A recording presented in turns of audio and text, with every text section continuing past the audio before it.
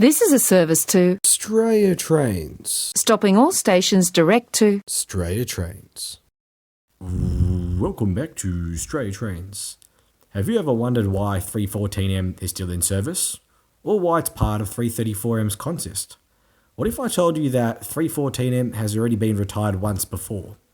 In this video, we're going to take a look at 314M and why it's still in service.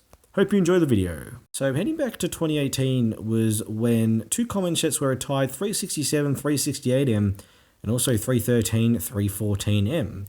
Of course, being a retirement, this was meant to be the last time these common sets were to ever take suburban passengers. Fast forward to 2019, where 333M, 334M were still running in service. According to the report, at about 9:31 AM on the 25th of February 2019, train TD 6591, an empty car passenger train operated by Metro Trains Melbourne, collided with the end of line protection at Newport side in Victoria. The collision damaged the buffer stop and the front of the train. The leading carriage 333M derailed, and the train driver was the only person on board, and thankfully was only hospitalised with minor injuries and nothing was too bad. Except for, of course, 333M, which ended up derailing and having extensive damage. If you do want to look at some images, search up 333M derailment online and hopefully it should come up. But as a result, this meant 333M could no longer operate and the set was stored at Newport for a little while. Then on New Year's Day of 2020, it saw a rather unexpected move of these two sets being reconfigurated.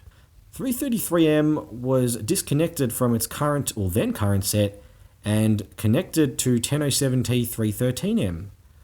That left 1017T and 334M stranded, needing another M car, which meant the unexpected revival of 314M was connected to that consist and meant that it would return to service for the first time in roughly 2 years. And that is why 314M is part of the 1017T-334M consist, and is, interestingly, the oldest carriage still in service after all the stage 1s were retired. So that begs the question, what's going to happen in the future for these sets? Well, unfortunately for 313M, 333M, they have started taking the parts out of that set, which means there is an impossibility that it would ever return to service, and could very well mean by the time this video is out, the set could actually be fully scrapped. On the other hand, 314M, 334M is still in service and I believe doing alright. However, its days in service are definitely numbered.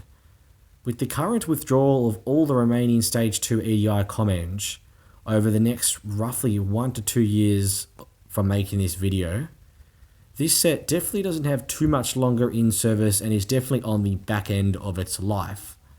In terms of when it's going to be retired, well, I'm not really sure, and it could very well come down to pick of the bunch. Maybe it develops a large fault, it might be retired, but it should still hopefully be in service for a little bit longer, which is good news. So 314M is a very cool carriage on our network, not only because it's the oldest commons, but because it's actually the oldest carriage on Melbourne's metropolitan network still in service, of course, until its retirement.